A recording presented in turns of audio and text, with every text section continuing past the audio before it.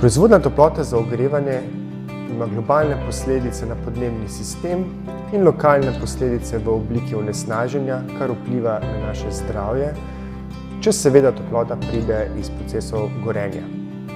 Za proizvodnjo toplote potrebujemo kotle, vkolikor porabljamo za proizvodnjo toplote energent. Pri distribuciji toplote nastajajo izgube, zato naj bodo povezave čim bolj izolirane.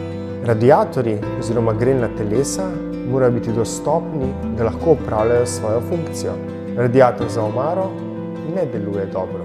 Za zagotavljanje zdravega in produktivnega notranjega okolja se v zimskem času priporoča temperatura 19 stopinj Celzija.